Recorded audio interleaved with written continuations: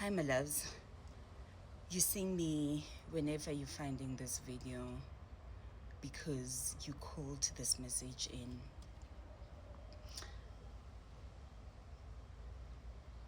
This is a collective reading. Take what resonates with you and leave what doesn't. Try by all means not to fit yourself into this reading if it does not make sense to you.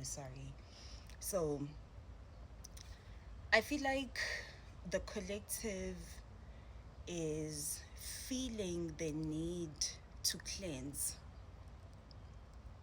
There's a need for you to cleanse, and the reason this need is arising, it is because somebody, literally the vision that I'm seeing is of someone throwing shit on you.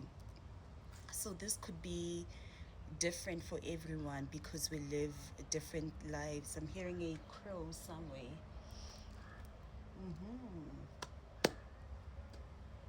So we welcome the crow animal spirit as well. Somebody is throwing shit on you either by, I'm hearing somebody is talking so much about you, and that's the shit that they are throwing onto you.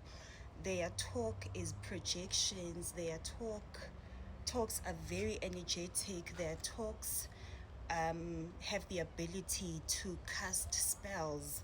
So that's exactly what's happening for some of you. And for some of you, somebody is literally using shit to manifest their own desires. So they're using shit on your name. I feel like there's a ritual that's being done that entails shit. I'm seeing a paper that's written something, so your name could have been written on a paper, and somebody is doing that kind of work against the collective. So you need to cleanse.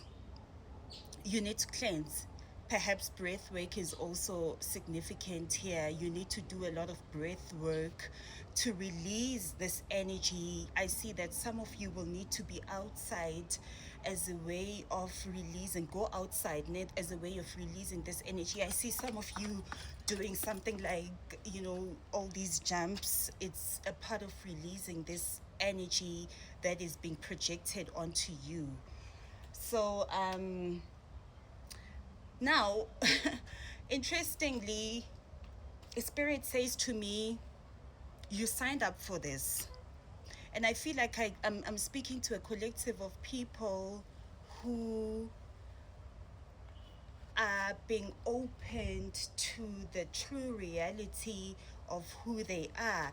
So I'm seeing the Akashic records opening up, and you are discovering some deep things about you. And also, as I was coming here, I was actually seeing something like a hole, but a very dark and deep hole, and somebody was sliding into the hole. So there's some depth that you come with, or some depth that you've had to walk. There's a journey that you undertook that is now coming back to you, and I'm hearing the scripture that says God knows my beginning from the end, or something like that. I'll write it down here. But there's a version of you that's completed this cycle and is watching you return to yourself. But now, as you slide into this deep dark hole, I'm also seeing a cave here.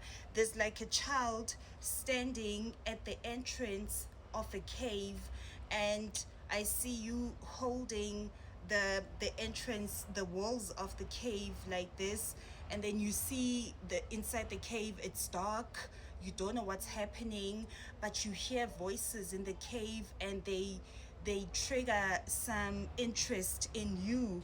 But at the same time, I see you looking to the side, to your right and your left, right and your left, because You know that it's not safe to go there, but something in you wants to explore this darkness. So, whew, wow. And now you are somebody who's very inquisitive. I'm getting here. You're very curious. You always try to look for yourselves in everything. You might be someone that has had to go down the, like, you've had to explore so many things because something in you was telling you that you were meant for more, you were meant for greatness.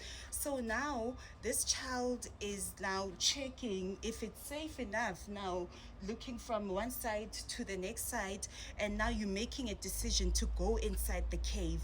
Now you enter this cave and it's dark. 555 on the timer. This cave is dark. Too many voices heard. And you're trying to navigate now because this thing is just pulling you in. This is your higher self saying, come. But at the same time, this child feels like, I am lost. And this is exactly how you felt when you came into this world. Maybe this is also the reason why children cry when they are born, because they are coming into this world of darkness. We cry because we know what we signed up for when we came into this world. We had a meeting with God before we entered this world. And God gave us a contract that we will be light bearers in this dark world. This is why you cry when you are a child being born. And I feel like Spirit is revealing some things about your birth story as well.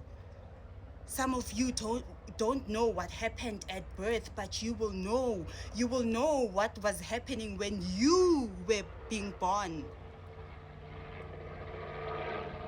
Now you are in this dark world, and you remember, as soon as you get into that, of course, in the cave, you are confused.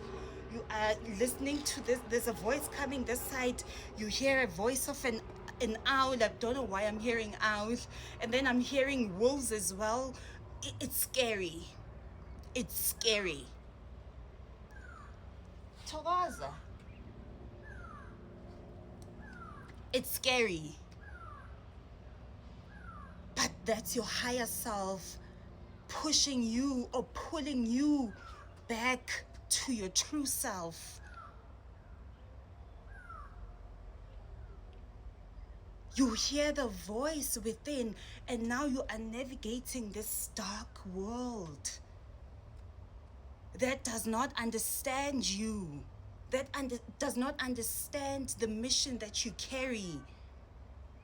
You carry a mission of light, a mission of truth. And this is why there was a level of protection you had on you when you entered this world, because God had chosen you for a greater mission. And this world does not identify with that mission, because this world is comfortable in their lies, in their confusion. I'm seeing a spider web, literally. And this is what they wanted to trap you in a web of confusion, a web of lies. But you are also this spider on this web.